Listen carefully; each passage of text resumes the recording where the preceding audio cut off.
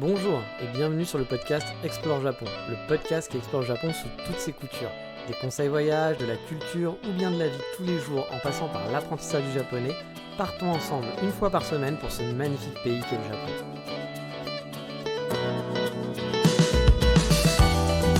Bonjour à tous, j'espère que vous allez bien. L'été s'approche à grands pas pour certains, ça va être synonyme de vacances et peut-être de passage au Japon, qui sait.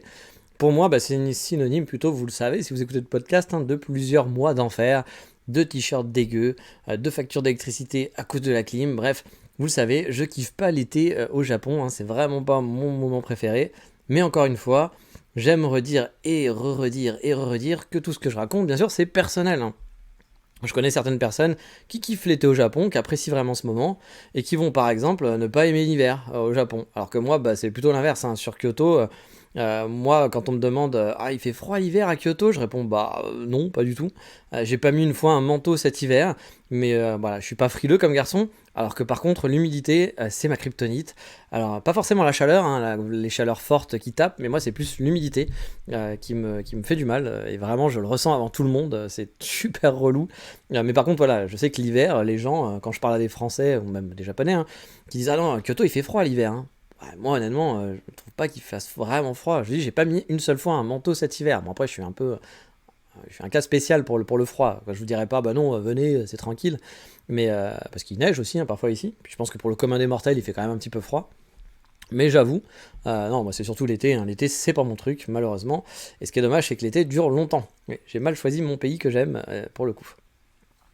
Mais allez, je vais vous raconter en ce moment un petit peu, on va pas le 30-15 ma vie, mais presque, parce qu'on commence déjà à avoir des 30 degrés en ce moment, ce qui n'est pas grand chose à vrai dire, 30 degrés, mais il n'y a pas encore l'humidité. La plupart du temps, il y a un petit vent frais, si vous êtes sous le soleil, ça tape, si vous êtes à l'ombre, il fait bon.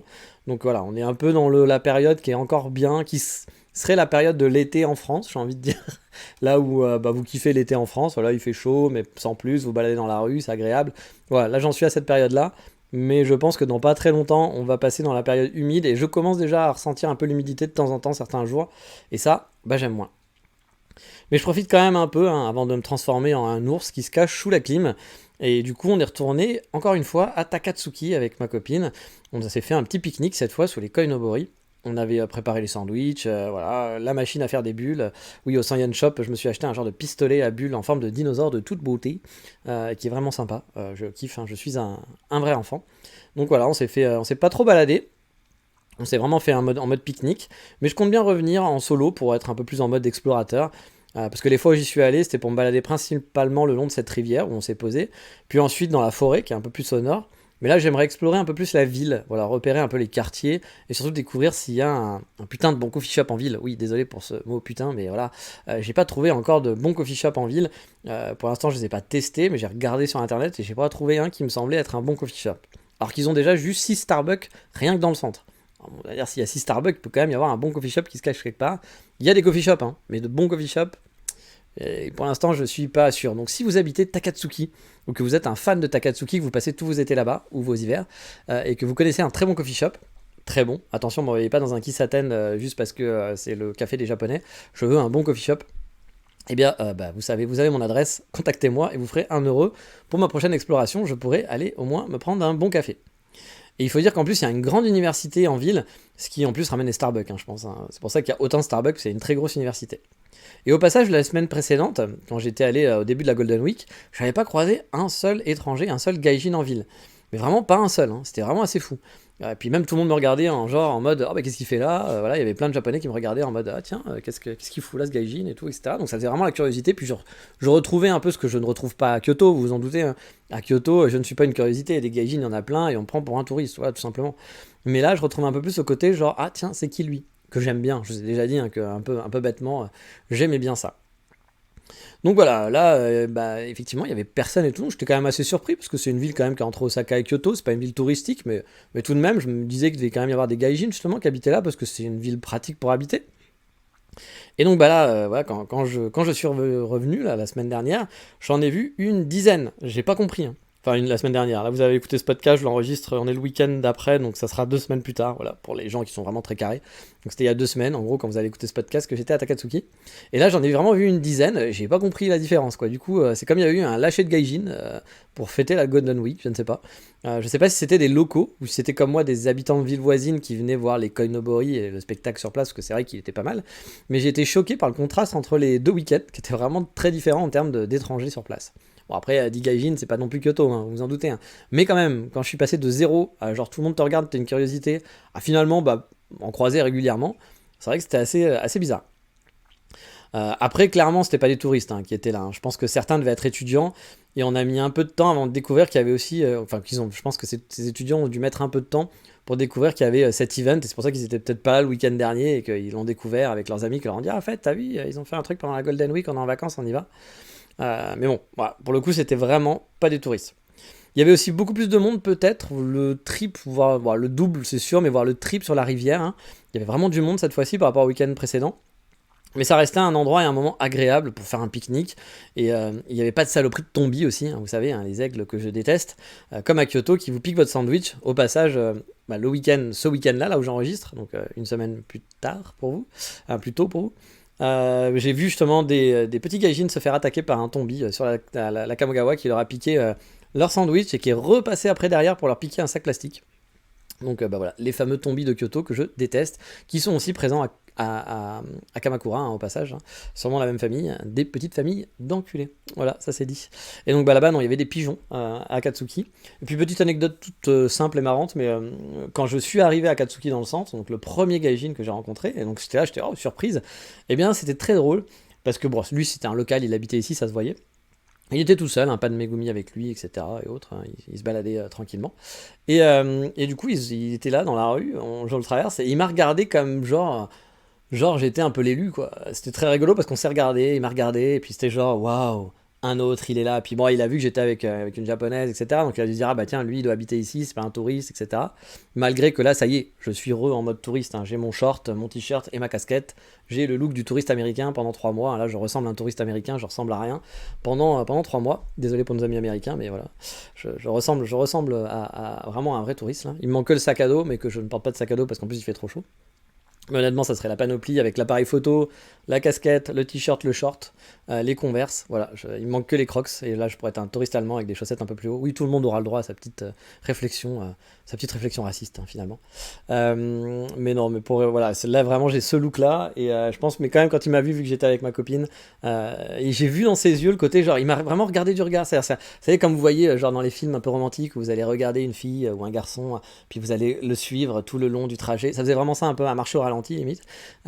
C'est très marrant, c'est très rigolo, voilà. Puis après, finalement, j'ai vu plein d'autres étrangers. Je me suis dit, alors pourquoi il m'a regardé comme ça? Peut-être que lui aussi, il était étonné, qu'il était venu le week-end dernier, puis qu'il y avait personne. Puis il a dit, mais pourquoi il y en a plein aujourd'hui? Donc c'était très, très, très drôle. Et donc voilà, du coup c'était un bon moment détente, hein, mais comme je vous l'ai dit, hein, je vais essayer d'explorer, c'était vraiment de la détente, c'était pas de l'explo.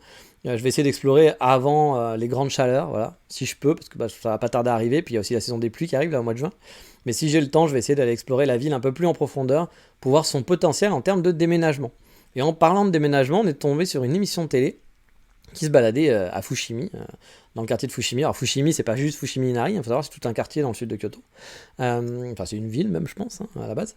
Mais c'est pas juste voilà, les torii. Quand on dit Fushimi, c'est pas juste Fushimi Inari le temple, hein, c'est vraiment une ville. Et ils ont présenté du coup une maison témoin qui était franchement pas mal et pas trop onéreuse pour une maison de 3 étages avec en plus un rooftop. Donc il y avait plusieurs terrasses plus un rooftop.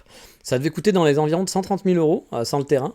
Donc l'année prochaine, je pense que je vais commencer à regarder si je peux, si j'ai potentiellement la possibilité, alors je mets beaucoup de peu parce que voilà, j'y crois pas trop, acheter quelque chose, même si je me fais pas trop d'illusions, à cause du fait que, je suis un gaijin, donc déjà ça va poser des problèmes, de deux, je serai sûrement en freelance, même si j'ai un travail à plein temps, mon statut sera celui d'un freelance, et puis comme partout dans le monde, hein, quand vous êtes un freelance, vous n'êtes pas salarié, et on vous regarde en disant ah ouais, mais t'as pas des revenus, voilà, t'es freelance quoi, t'as pas un boulot stable. Alors que techniquement, je suis comme un salarié, mais je suis en freelance, donc oui, j'ai un boulot stable, mais pas un statut qui fait boulot stable.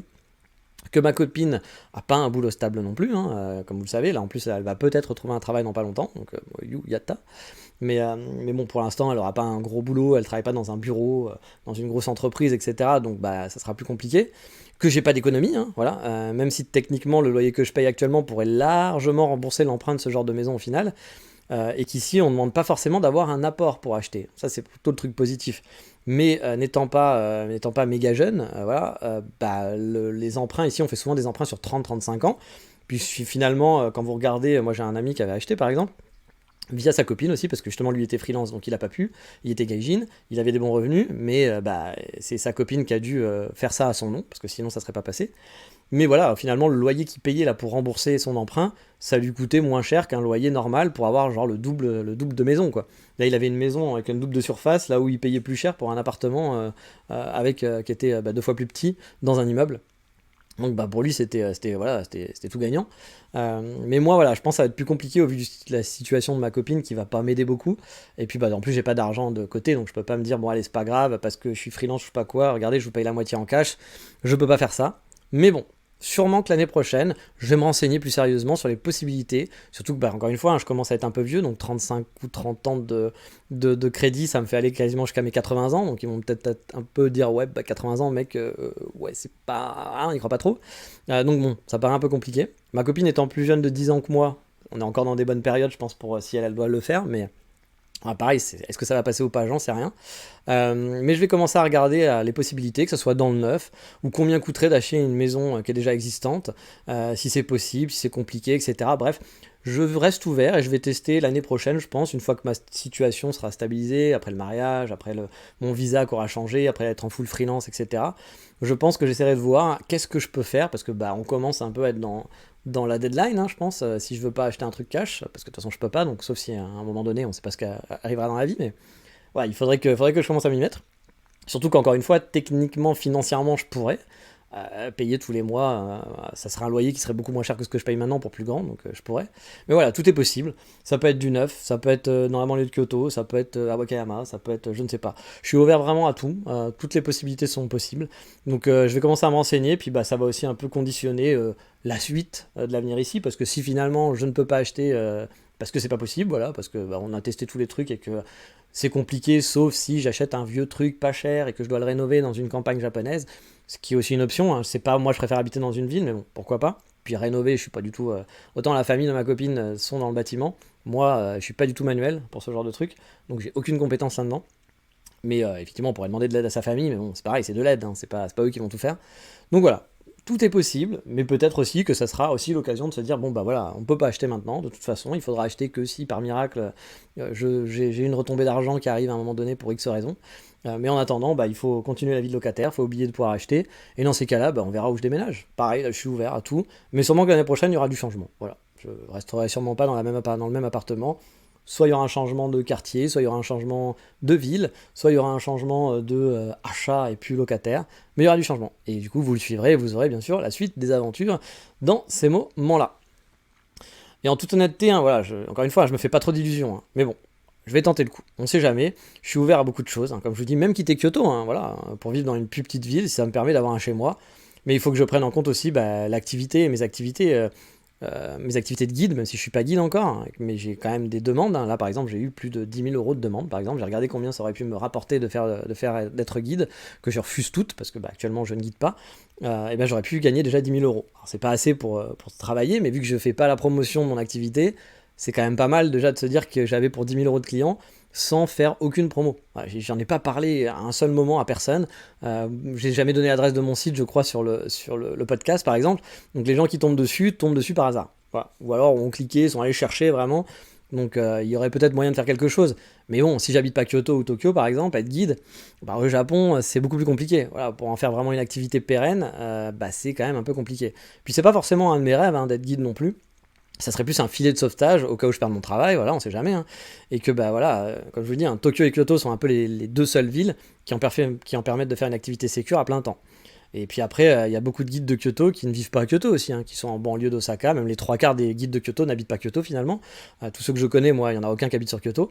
Et donc bon, Pourquoi pas aussi habiter entre Kyoto et Osaka, dans une banlieue un peu moins chère, mais par exemple, aller habiter à Wakayama, vous pouvez pas être de Wakayama et puis aller faire guide à Kyoto tous les jours. C'est trop loin, trop cher, ça sera pas possible. Mais bon, j'en suis pas encore là.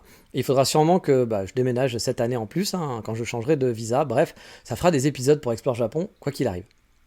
Et puis on va faire le petit point sur tourisme aussi maintenant.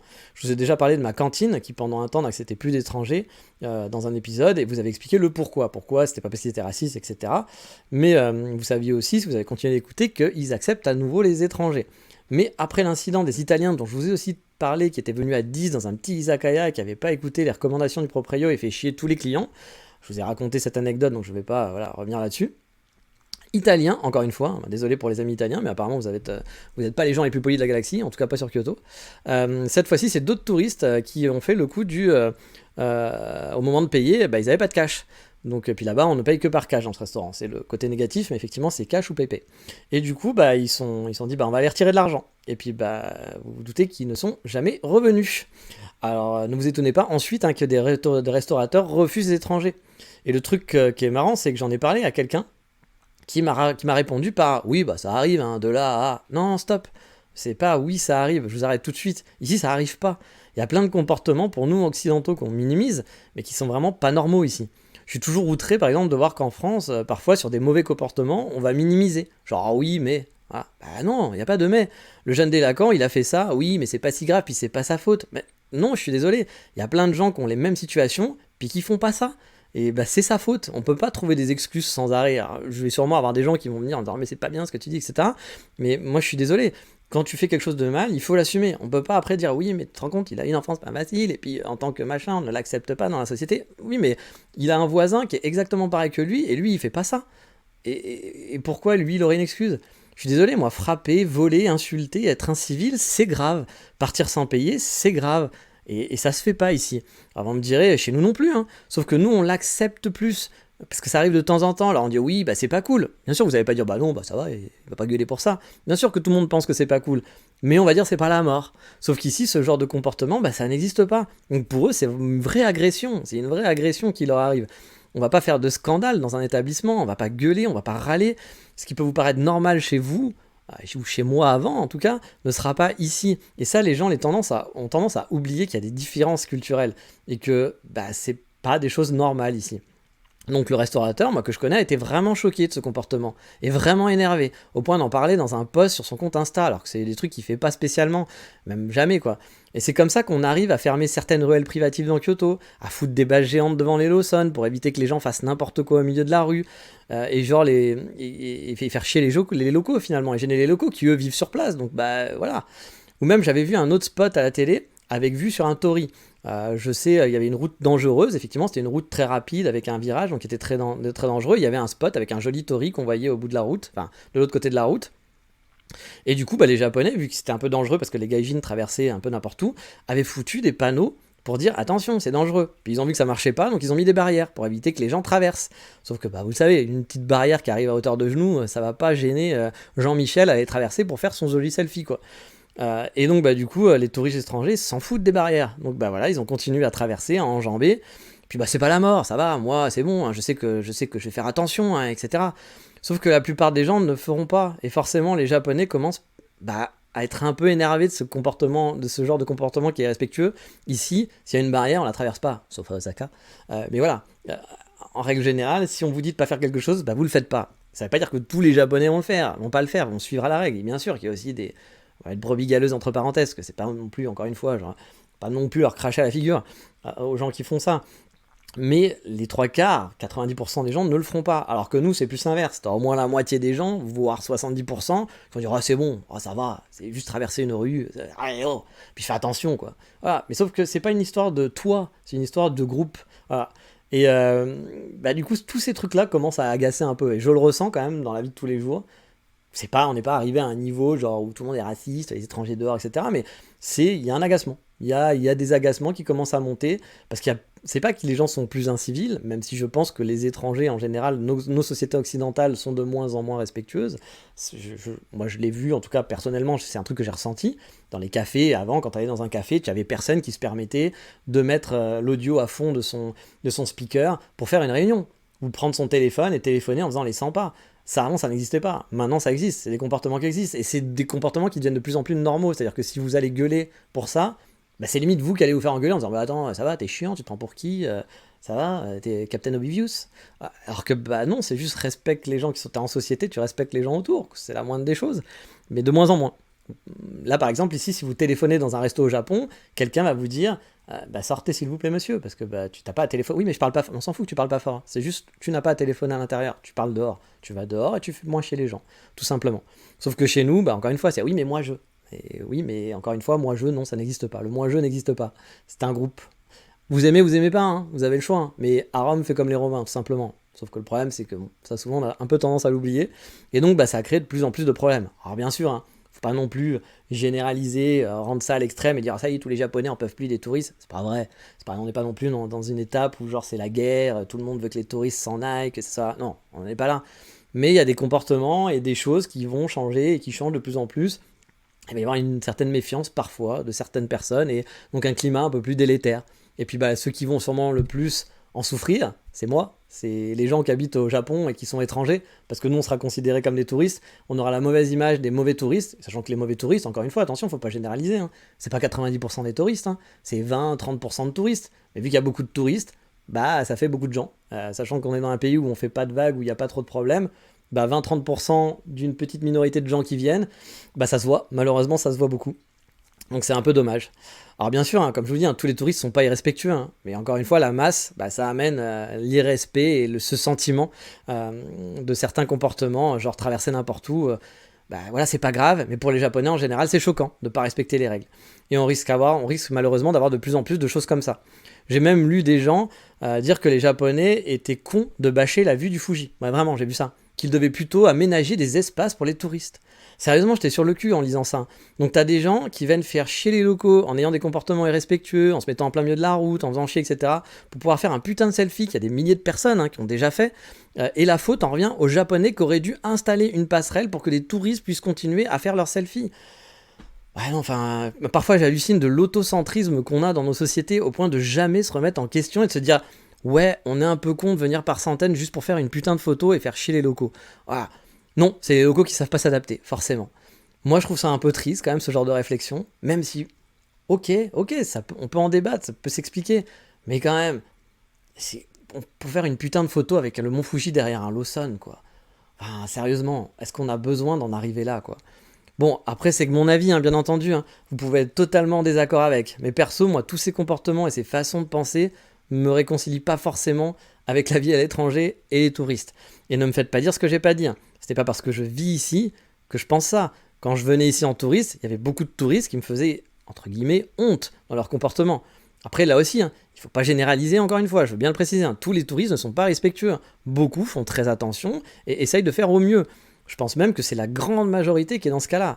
Mais encore une fois, bah, tu as un pourcentage qui est présent, c'est pas un petit pourcent, c'est pas 1% non plus. Je pense qu'il y a quand même un pourcentage qui fait que c'est visible et qui du coup bah, montre de plus en plus ce climat un peu qui monte, qui n'est pas délétère, mais qui monte un petit peu. Mais c'est vrai que tout ça, bah, ça risque d'accentuer un peu le désamour des Japonais pour les étrangers à la longue. Et je pense que c'est pas que japonais, hein, ce problème-là. Hein. C'est le surtourisme qui est une plaie dans plein d'endroits, hein, même en France, hein, dans certaines villes, certains endroits, moi, c'est le bordel. Hein. Ça me fait aussi penser que tout ça, c'est pas. On dit souvent que c'est la crise, qu'on nous rabâche que les gens sans arrêt sur les réseaux sociaux, qu'ils n'ont pas d'argent, que c'est la crise, c'est l'horrible, que tout le monde vit dans la pauvreté. Mais franchement, vu le nombre de gens qui voyagent aux quatre coins du monde, bah, finalement, puis il y en a de plus en plus, c'est pas tant la crise que ça, quoi. Parce que même si, ok, ça coûte moins cher de venir au Japon, il faut quand même son petit budget pour venir au Japon, il faut quand même avoir ses économies. Hein. Moi, je me souviens qu'il y avait des youtubeurs qui venaient tous les ans au Japon. Alors, moi, personnellement, j'avais pas les économies pour venir tous les ans au Japon. Hein. Genre, c'était pas possible, quoi. Mais bref.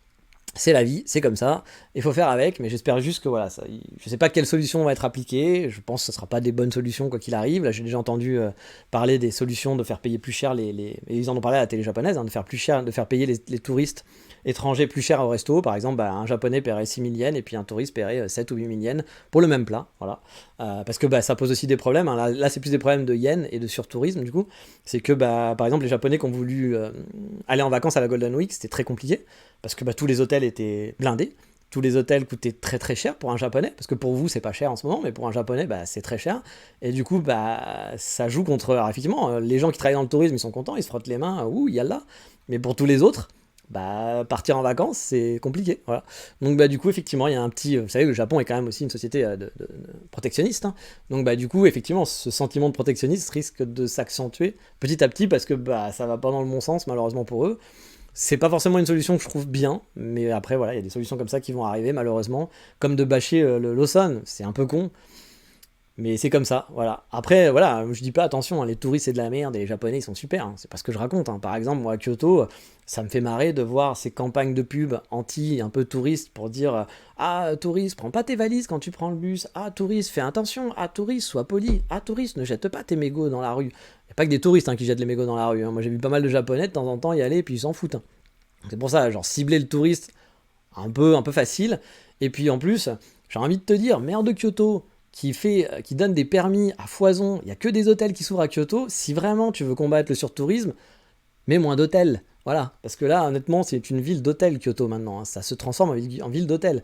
Donc, bah, si tu veux qu'il y ait moins de touristes, parce que le surtourisme c'est problématique, effectivement, c'est un problème, bah arrête de construire des hôtels, arrête de donner des permis et de prendre sûrement des bakshish derrière pour les hôtels ou pour faire plaisir à tes potes. Je veux dire, ça paraît déjà la première mesure, si tu veux qu'il y ait moins de touristes, bah stop les hôtels. Alors, effectivement, il y aura que les bourgeois qui pourront voyager, c'est pas bien, parce que forcément les hôtels coûteront super cher, donc le Pékin lambda il pourra plus venir à Kyoto, c'est pas une bonne solution, mais le fait d'avoir des hôtels de partout, c'est pas une solution non plus. Voilà, c'est pas ça qui va t'aider quoi, à combattre ce problème de surtourisme. Quelle est la solution? J'en ai aucune idée, mais tout ça pour dire que je ne fais pas non plus du blanc et du noir, je ne dis pas les touristes c'est mal, les étrangers c'est mal, et les japonais sont trop gentils. Bon, les japonais ils font plein de merde aussi, ils sont, je vais pas dire que c'est du 50-50, j'en sais rien, mais voilà, faut pas avoir un discours de bisounours non plus, hein. Ça marche pas comme ça. Mais bref, on va rester encore sur un autre sujet qui fâche, oui. L'autopromo, bah oui, il faut bien que je fasse un peu d'autopromo, ah oui, ouais, moi aussi je suis quelqu'un de pas bien. Et pour ceux qui débarquent ou qui n'auraient pas encore fait en plus du podcast et être cherché mes autres contenus, vous le savez maintenant j'ai une nouvelle chaîne YouTube avec des vidéos cinématiques et la dernière a même dépassé les 1000 vues, là, celle sur Tokyo. Je crois que maintenant on a 1000 et plus de 1000 vues pour celle de Tokyo, puis 1600 ou 700 pour celle de Kyoto, donc bah, je suis quand même satisfait. Alors on est très loin des gros youtubeurs japon, hein, ça c'est sûr, hein. Mais ça fait plaisir, la chaîne continue de grandir, ça va prendre du temps, je le sais, avant qu'elle se connaisse, hein, ou qu'elle soit connue.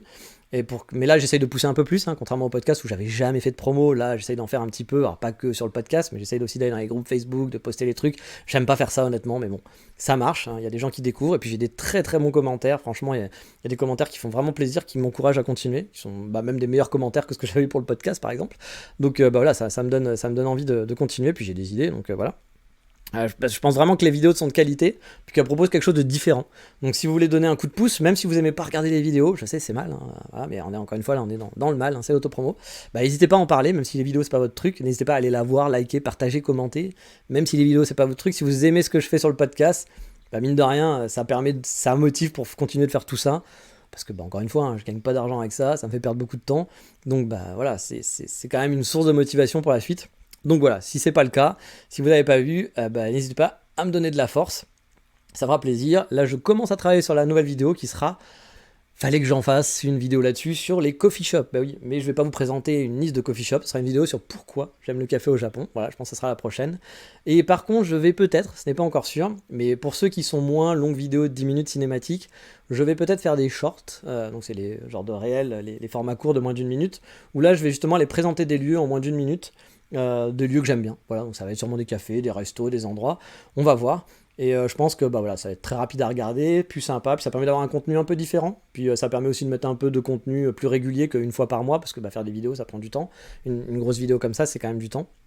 Donc bah voilà, si ça vous intéresse, c'est pas encore en ligne, mais je pense que pendant le mois, peut-être que quand ce podcast sera en ligne, il y aura déjà les premiers shorts qui seront là. Et logiquement, mon premier short sera sur un magasin de thé, on va dire un coffee shop, tea shop, qui est vraiment très sympa et qui est très très bon, que j'ai découvert dans le centre de Kyoto. Et c'est devenu une de mes bonnes adresses, alors que pourtant j'aime pas le thé. Mais ils ont des baby castella à tomber, mais bref, je vous laisserai regarder tout ça. J'en ai jamais parlé encore pendant le podcast, donc il y aura quelques petites exclus du coup sur cette chaîne. Donc voilà, super instant promo.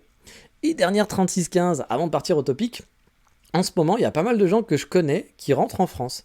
Alors, non pas en vacances, hein, mais qui quittent leur vie au Japon pour diverses raisons. Ah, ça va être mariage qui part en couille. J'ai un de mes amis qui écoute ce podcast qui se reconnaîtra. Vie professionnelle qui est insupportable à la longue. Japon qui s'appauvrit aussi, hein, parce que bah, effectivement, là actuellement, si vous êtes venu ici pour penser à l'avenir, c'est une mauvaise idée. Voilà, hein, avec le yen actuel, bah, vous n'allez pas avoir une vie de ouf. Hein, ou si vous dites votre plan de vie, c'est je vis au Japon, je travaille pendant 10 ans, puis après je rentrerai en France, profiter de ma retraite. Bah, avec votre yen et vos euros, si dans 10 ans c'est la même, alors dans 10 ans, ça a le temps de changer. Hein. Mais bah, pour l'instant, vous économisez pas beaucoup. Voilà, hein. Vous allez revenir pauvre en France, clairement. Puis c'est pas que revenir pauvre. Hein. Quand vous voulez acheter un truc, bah moi, par exemple, ça m'arrive d'importer des choses parce qu'au Japon, bah, on est une île, donc il y a plein de choses qu'on doit importer. Et du coup, tout coûte beaucoup plus cher. Donc on s'appauvrit, on le sent vraiment. Et c'est vrai que bah, du coup, en ce moment, je connais à peu près, enfin, j'ai 5 6 personnes qui ont décidé, là, tous un peu en même temps, de quitter le Japon et qui sont soit bah, déjà partis, hein, soit en cours de départ. Ah, et ça serait peut-être l'occasion même d'en parler un peu plus, même dans un podcast, même si c'est pas un phénomène qui est nouveau, hein, je pense, qui sont rares finalement, les gens qui émigrent au Japon et puis qui restent toute leur vie.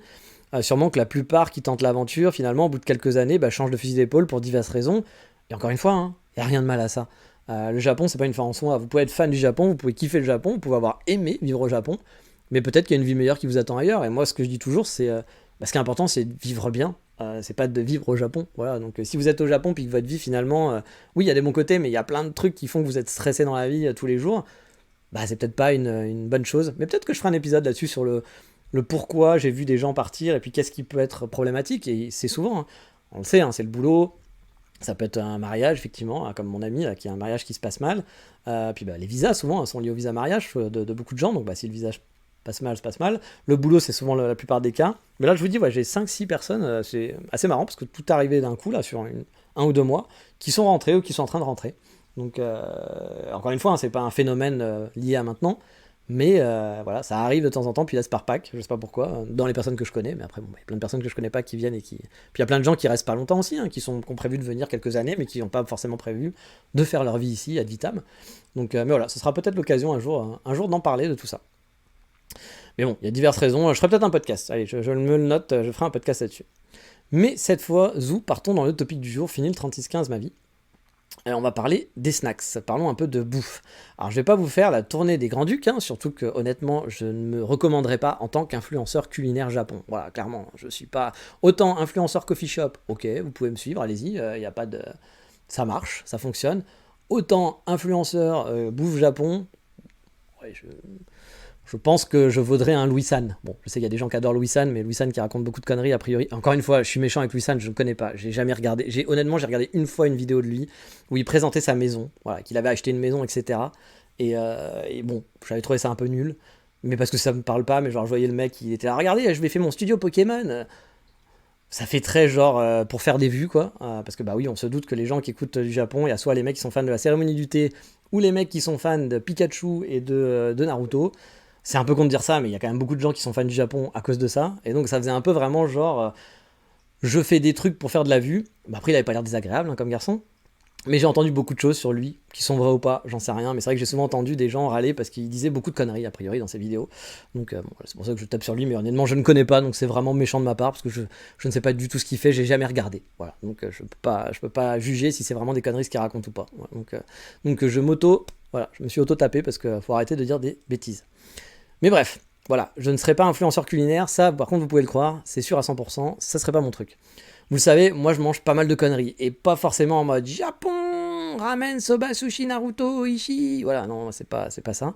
Moi je suis plus pizza, gâteau, patate, trucs frits, Oishi, donc bon, ça fait moins rêver, hein, c'est sûr que, encore une fois, je vais pas être influenceur, mais pour autant, j'ai envie de vous parler de mes petits snacks, pas resto, hein, mes snacks préférés au Japon. Alors déjà, mon classique, je vous en ai parlé à maintes et maintes reprises, moi j'adore ici un truc, c'est le pain de mie. Ici, il y a deux écoles. Hein. Il y a des gens qui le détestent, vraiment, et parce qu'ils trouvent que ça n'a pas d'intérêt, que c'est pas du pain, que c'est pas machin. Et il y a d'autres qui, comme moi, pourraient dormir sur ces putains de pains de mie moelleux japonais. Moi, j'adore ça, c'est mon kiff, c'est vraiment mon petit plaisir ici.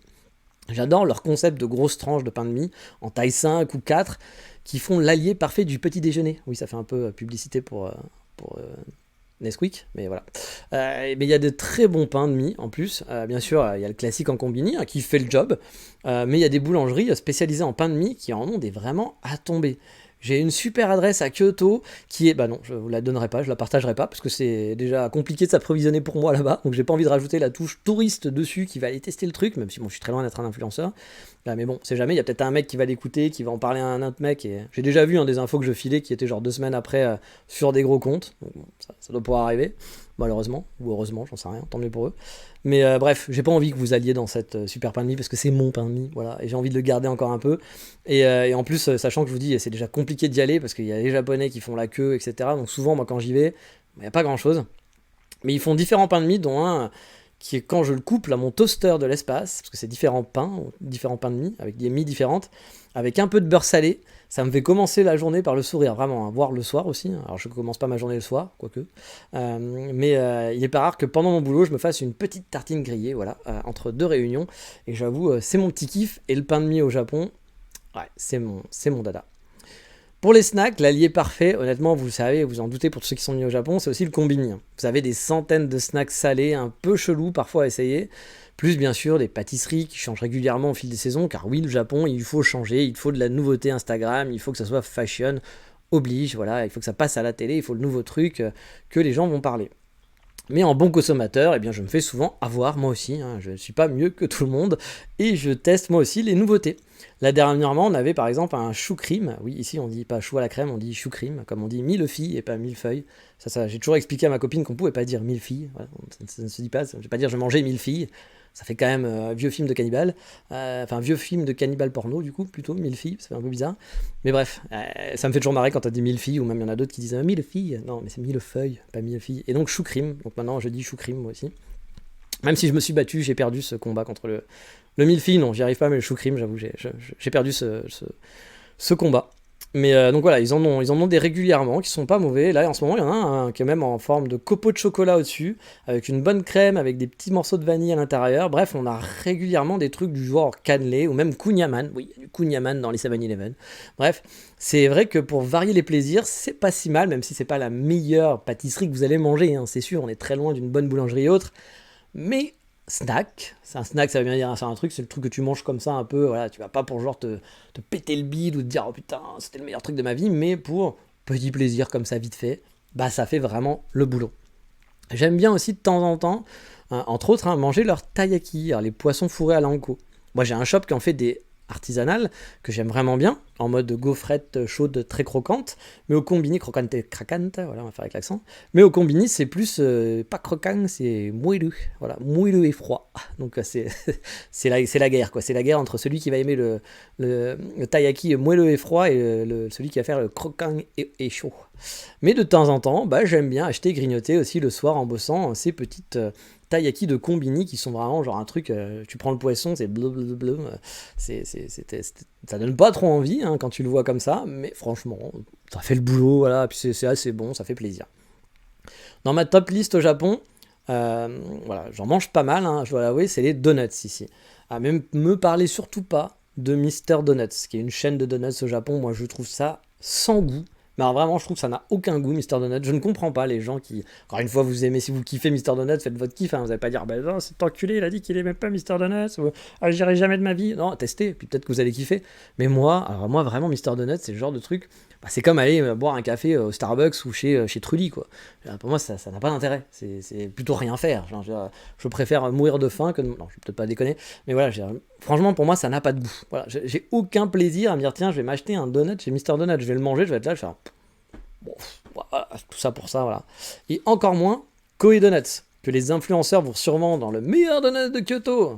Petit dédicace pour mon pote qui est un peu qui dit qu'il n'est pas un influenceur, mais honnêtement maintenant il est devenu quand même un peu influenceur. Lui il pense que non, mais je pense qu'il soit il veut pas le dire ou soit il a pas très bonne connaissance de ce qu'il est maintenant, mais c'est vraiment toutes ses vidéos sont en mode influenceur. Et il a raison, il a le droit, hein. Il se fait un peu peut-être d'argent avec ça, donc tant mieux. Mais voilà, il m'avait fait rigoler en parlant de Koei Donuts, en disant Koei Donuts, c'est le meilleur. Enfin, il m'en avait pas parlé, hein, mais il avait fait une vidéo genre Koei Donuts, le meilleur donuts de Kyoto. Bon, alors, gars, si Koei Donuts c'est le meilleur donuts de Kyoto, je pense que je peux déménager demain, hein, parce que c'est vraiment. Et pareil, Koei Donuts, c'est pas ouf, quoi. Vous pouvez manger, encore une fois, vous pouvez y aller. C'est quand même mieux que Mister Donuts, hein, ça a quand même du goût. C'est très design par contre, hein. Le shop est design, les donuts sont très jolis, oui, ça y a pas de problème. Alors après, alors c'est Instagrammable, hein, Mais franchement, en termes de goût, c'est moyen, hein. Limite, ça a pas de goût, quoi. Il y a franchement plein de vendeurs de donuts artisanaux, et j'ai quelques bonnes adresses où j'aime bien me faire plaisir de temps en temps dans Kyoto, qui sont mais 10 000 fois meilleurs que Koei Donuts. Koei Donuts, c'est du marketing, principalement. C'est pas mauvais, mais c'est du marketing. C'est pas du... Vous n'allez pas vous rouler par terre. Si vous vous roulez par terre en mangeant Koei Donuts, c'est que vous vous roulez par terre quand vous mangez un McDo. Bon, après, encore une fois, chacun fait ce qu'il veut, c'est votre plaisir. Mais en tout cas, moi, c'est pas le mien. Voilà. Mais encore une fois, hein, si je vous dis pas de pas essayer, hein, peut-être que pour vous, ça va être le meilleur. Autrement, les goûts et les couleurs, chacun fait ce qu'il veut, hein. Mais au Japon, un des mauvais côtés, c'est qu'ici, quand il n'y a plus de stock, on ferme. Et vu qu'ici, les gens sont capables de faire la queue des heures et des heures, car c'est passé à la télé, hein, et qu'on a aussi une armée de choufous qui n'a pas grand-chose finalement à foutre pendant la journée quand ses gosses sont à l'école, du coup, il est pas rare qu'à 11 h, les bonnes boulangeries soient déjà fermées en mode sold out. Donc il y a une boulangerie, par exemple, à Kyoto, pas trop loin de chez moi, qui me fait de l'œil, hein, depuis plus de 2 ans, mais j'ai jamais pu y aller, car à chaque fois que j'y passe, c'est fermé. Voilà, il ferme à 11 h max, tout est sold out. Bref, on n'appelle pas ça le pays du soleil levant pour rien, hein. Mais bon, moi, travaillant la nuit, c'est compliqué d'être à l'ouverture à 8 h du matin devant une boulangerie. Voilà, clairement, c'est pas simple pour moi. Puis honnêtement, moi, je suis pas japonais pour ça, hein. Pour moi, attendre 2 heures pour aller dans un restaurant ou dans une pâtisserie ou je ne sais quoi, et faire la queue pendant... Je peux faire la queue 5 minutes, hein. Je suis pas non plus genre, c'est un scandale, non. Mais je vais pas faire la queue pendant 2 heures pour rester 20 minutes à manger un truc, quoi. Ou pour juste acheter quelque chose. Moi, c'est non, voilà, c'est pas possible. Il y a des centaines de bons restaurants tout autour. Je vois pas l'intérêt d'attendre 2 heures dehors à la queue leu pour aller dans le lieu trendy du moment qui est dans le guide touristique ou qui est passé à la télé. C'est pas ma cam. Encore une fois, hein, si c'est votre cam, faites-le. Voilà, ça vous faites de mal à personne, hein. Un autre de mes petits plaisirs, de mon supermarché cette fois-ci, hein, c'est les pains au fromage. Alors, on survend un peu le concept, voilà, parce que pain au fromage, c'est pas non plus un pain avec une bonne tranche de camembert au milieu, même si j'aime pas le camembert, mais c'était pour ceux qui aiment le camembert. Non, c'est genre une boulette de pain un peu molle, avec un peu de fromage dessus qui a fondu, voilà, donc un peu grillé fondu. Voilà. En France, on créait à l'arnaque, hein, le gros scandale. On dirait, mais ça, vu le peu de fromage qu'on a dessus, on dirait, c'est pas, monsieur, vous vous foutez de ma gueule, je peux pas acheter ça. Mais bon, ici, je m'en contente, et franchement, ça fait bien le job, vraiment, hein. Je l'ai pas dans mon fameux toaster de l'espace. Un jour, je vous ferai un truc sur mon toaster de l'espace, forcément. Il faut que je parle de mon meilleur achat au Japon. Et pour tout vous dire, j'ai prévu une vidéo cinématique sur le toaster de l'espace. Pas en mode review, mais j'ai envie de faire un truc quand même où je vais mettre en avant le toaster de l'espace dans une vidéo.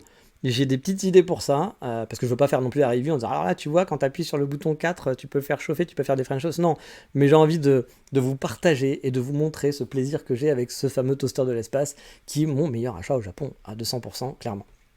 Et je sais que je l'ai vendu, qu'il y a des gens qui sont pas loin de l'acheter, hein. Il y a déjà des gens qui m'ont dit attends tu peux l'acheter, j'aimerais bien me le procurer. Alors en Europe c'est compliqué, on peut mais il faut du coup avoir va falloir l'importer je pense, puis il va falloir un transfo pour pas qu'il grille, hein, parce que l'électricité n'est pas la même.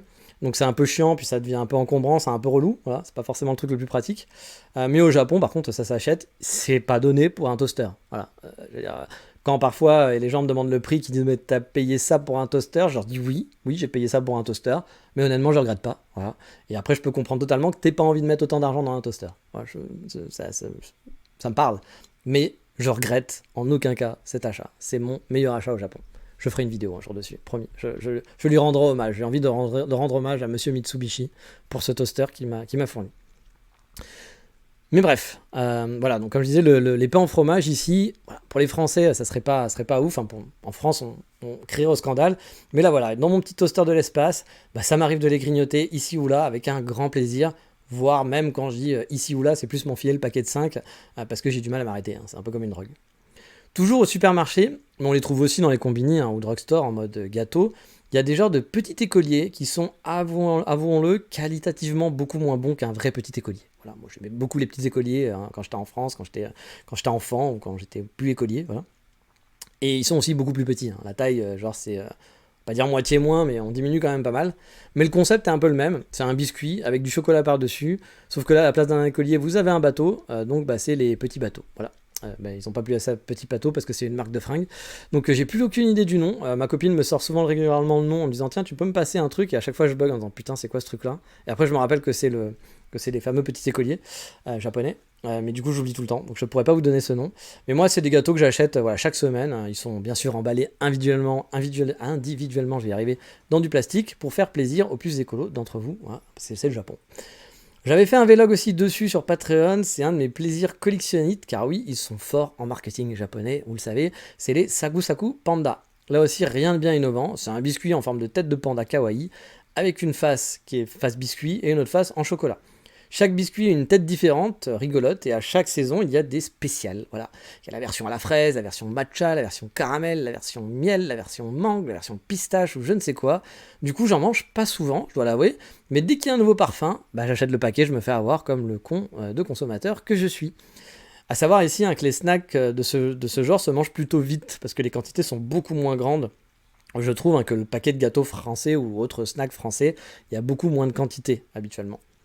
Et pour rester dans le mode panda, voilà un snack que j'aime pas. Mais vraiment, j'aime pas. Je trouve ça pas bon, mais que j'achète. J'ai jamais dit que j'étais quelqu'un de très stable et de très smart, voilà, vous le savez. Ce sont des pandas, j'ai jamais su prononcer ce nom-ci, le Baumkuchen, je me rappelle pas, c'est les gâteaux allemands là, qu'on connaît pas tant que ça en France, je pense. En tout cas, moi je connaissais pas quand j'étais en France, mais j'ai découvert ça au Japon parce que au Japon ils adorent ces gâteaux. C'est un genre de cercle qui est troué au milieu avec des genres de layers, il y a plusieurs layers comme ça, puis c'est un genre de gâteau moelleux, voilà, comme ça, c'est un genre de... En fait, c'est comme sur une... Imaginez, vous mettiez de la pâte autour d'une broche à kebab et que vous faites tourner, que vous faites cuire un gâteau comme ça, voilà. Je pense que c'est un peu plus visuel, même si là je pense que j'en ai perdu certains. Je m'en excuse, mon explication n'est pas la meilleure excuse, mais bref. C'est un gâteau allemand à la base, et ici il y en a beaucoup, les Japonais adorent ça.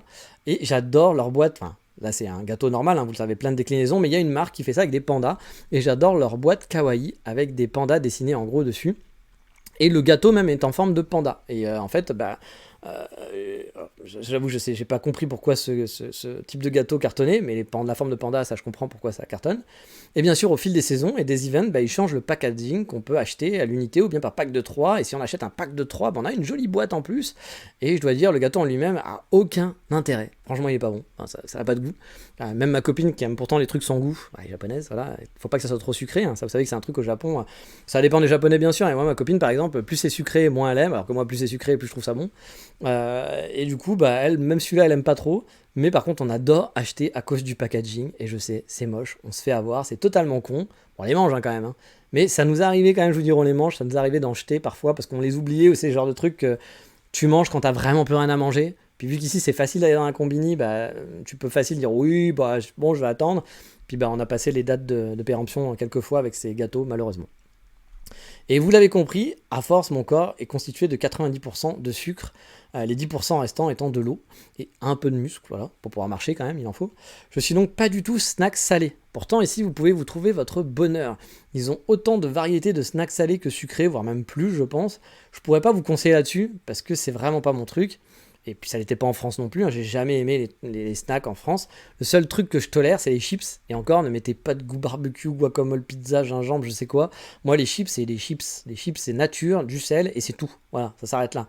Pas de forme curvée, pas de... Non, c'est la chips basique. Tout le reste, je n'accepte pas. Oui, je suis un nazi de la chips. Je suis un nazi du snack salé. C'est moche. Mais si je dois vous parler du snack salé que j'achète en masse, parce que j'achète quand même du snack salé, mais je ne le mange pas, c'est pas pour moi, c'est pour ma copine, c'est les Jagariko, qui sont des snacks dans un genre de cup, en différentes tailles, genre S, L, je sais pas s'il y a le M, je crois pas, je crois qu'il y a S et L, ce sont des genres de grandes frites sèches, avec différents goûts, comme pour les chips finalement. Ma copine, elle adore ça, les Jagariko fromage, et donc chaque semaine, je me tape 1 ou 2 paquets dans le caddie, c'est son snack à elle du soir, quand elle glande avec sa Switch, pendant que je travaille. Moi, j'avoue, j'ai essayé, et comme d'habitude, je n'aime pas les snacks salés, donc je peux pas manger ce truc-là, ça me plaît pas du tout.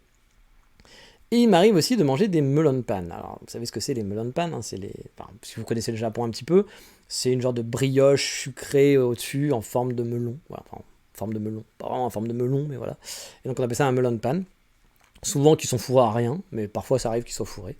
Et donc c'est le classique, comme ça il se mange, c'est un genre de petit pain moelleux, petit pain brioché moelleux avec du sucre par-dessus, enfin une petite croûte au-dessus un peu croustillante.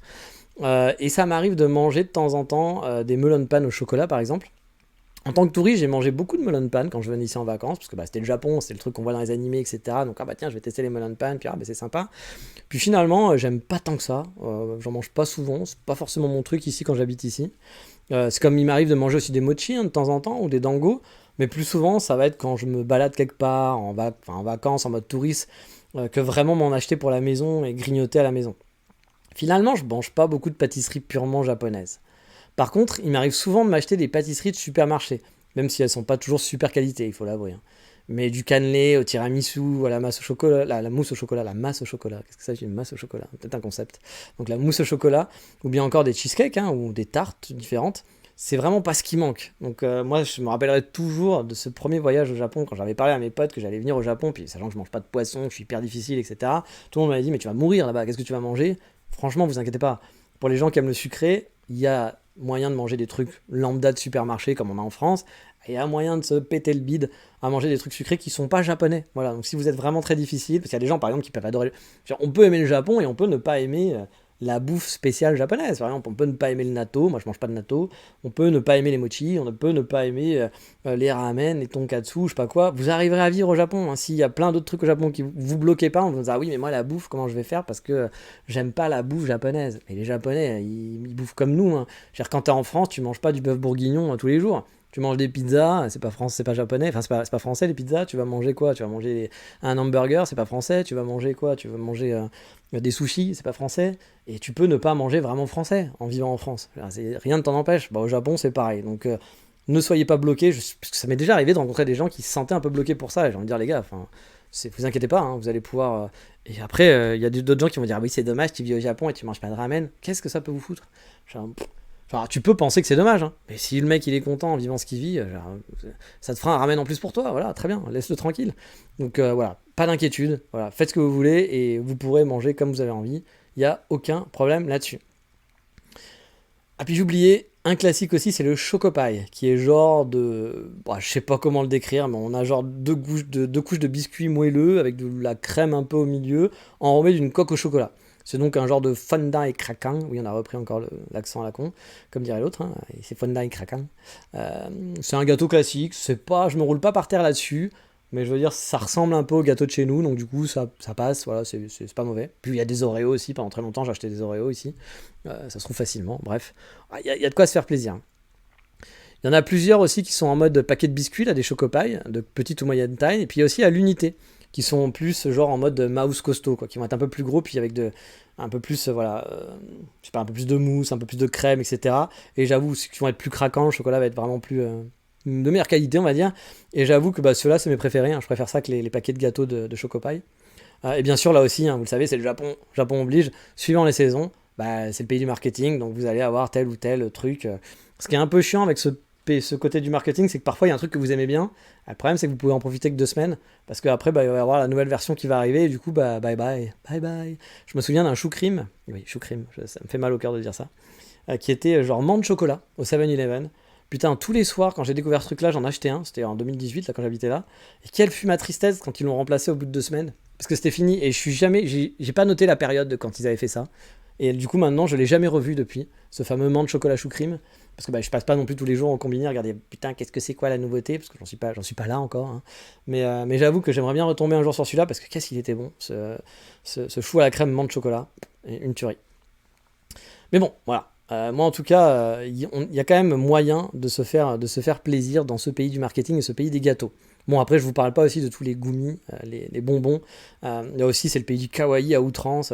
Plein de pochettes vous donneront envie. Ça m'arrive d'en manger ou d'en tester de temps en temps, mais c'est pas non plus ce que je préfère. Je peux plus que les snacks, mais moins que des gâteaux. Moi, j'aime bien les gâteaux. Je préfère l'avouer, c'est pas ma préférence. Ma préférence, c'est les gâteaux et les pâtisseries, ou bien sûr les pâtisseries de mon coffee shop, où là encore on est dans un autre niveau, mais c'est pas vraiment du snack. Dans ces cas-là, il y a vraiment de quoi se régaler, et il y a vraiment des bons gâteaux à tomber par terre. Là justement, tiens, pour vous dire, je suis allé ce week-end, on s'est fait une petite balade dans Kyoto, c'était pas prévu, et je suis allé tester une boulangerie de télé. Alors qu'est-ce que j'appelle une boulangerie de télé? C'est que c'est vu à la télé. Voilà. C'était passé dans une émission, et je me suis dit, bon allez, allons-y, j'avais un peu peur, je m'étais dit, bon, si à la queue, on ne rentre pas dedans. Mais finalement, il y avait du monde, mais pas de queue, donc ça allait. Et en fait, ils avaient été dans le top 10 des boulangeries dans le Kansai. Ok, bon, allons-y. Et c'est vrai que ça avait pas l'air mauvais.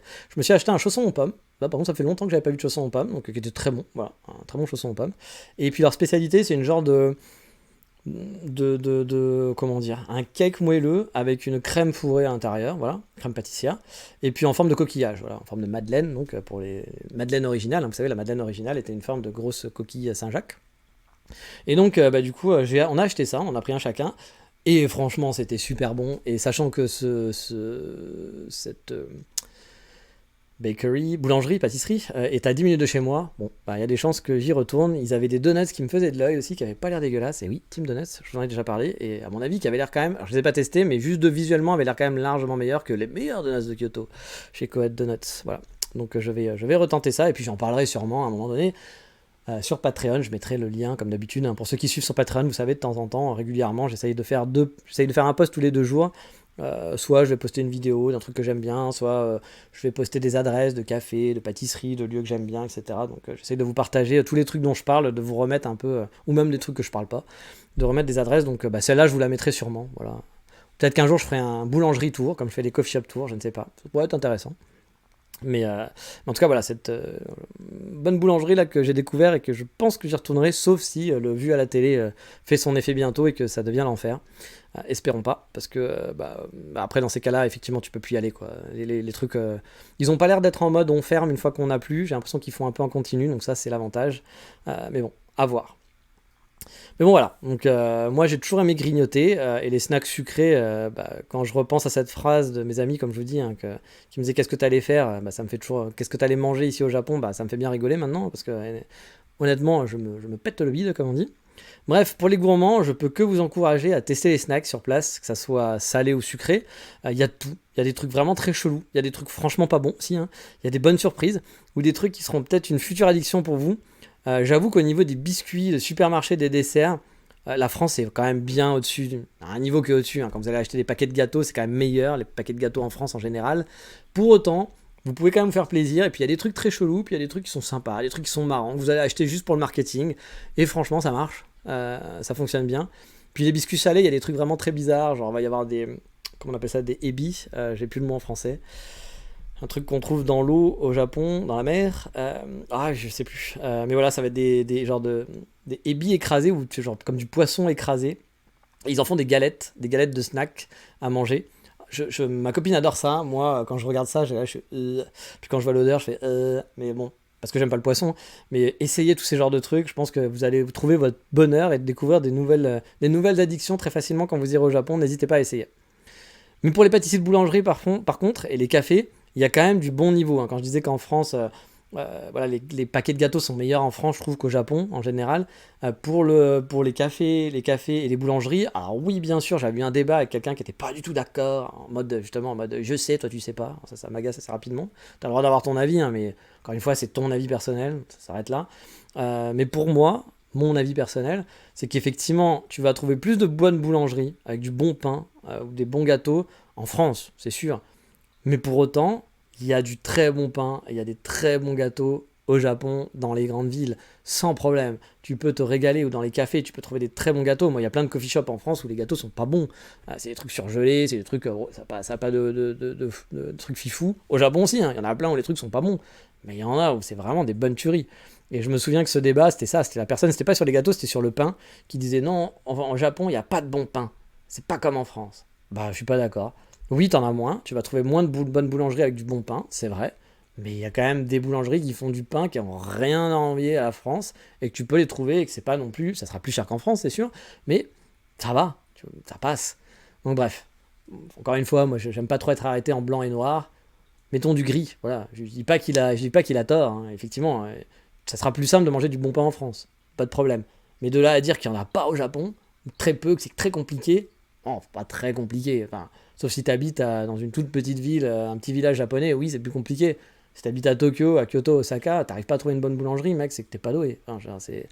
Honnêtement, hein. Ou alors que t'es vraiment très très difficile, ce qui est possible aussi, hein. Si le mec il a vraiment un palais de ouf, mais en France, dans ces cas-là, il aime 3 boulangeries, hein, parce qu'il y a plein de boulangeries en France qui sont pas bonnes, hein. Donc, bref, soyons ouverts. On a le droit d'avoir son avis très tranché, mais respectons le fait que on n'a pas la connaissance infuse, c'est juste un avis.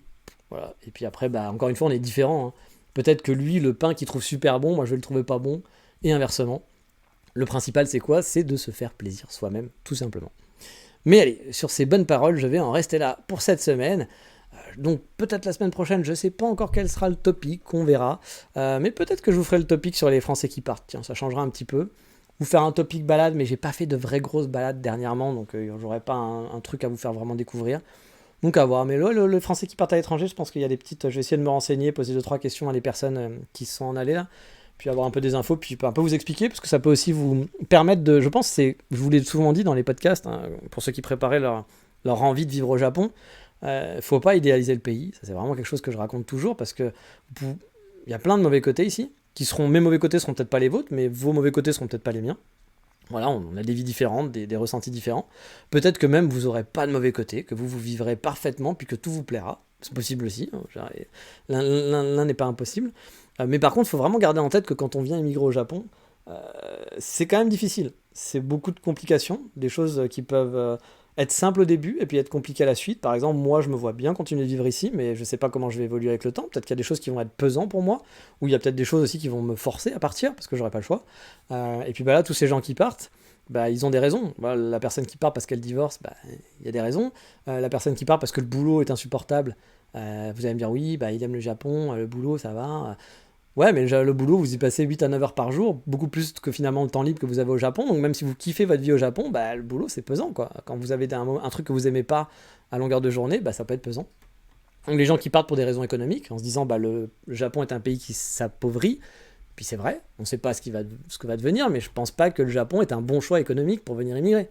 Genre si vous voulez immigrer dans un pays et puis avoir un avenir radieux, je suis pas sûr que le Japon soit le meilleur choix pour ça. Donc il faut l'avoir en tête. Ça veut pas dire qu'il faut pas venir, ça veut dire qu'il faut bien avoir toutes les idées en tête avant de partir, faire le pour et le contre et se dire ok, ça je le sais. Je sais que par exemple, c'est pas, je pourrais sûrement avoir une vie meilleure ailleurs, que peut-être j'aurai une vie avec plus d'argent ailleurs, peut-être que la vie sera compliquée ici. Est-ce que les points positifs de cette vie-là compensent les points négatifs ? Et les points négatifs pour moi, c'est quoi ? Parce qu'encore une fois, les points négatifs pour vous ne sont pas les mêmes que les miens. Donc c'est vraiment... Ne prenez pas cette immigration à la légère, même si, encore une fois, je vous dis ça, mais dans un sens, c'est pas grave. Si vous venez que 4 ans ou 2 ans, puis que vous repartez au bout de 2 ans, il n'y a rien de grave. Vous avez le droit, vous avez tenté votre expérience. Mais bon, histoire de ne pas être déçu, surtout si votre envie c'est de venir ici, le mieux c'est quand même de réfléchir. Voilà. Bon, on en reparlera dans un épisode spécial. En attendant, qu'est-ce qu'on dit ? Comme d'habitude, on dit ciao, bye bye, matane.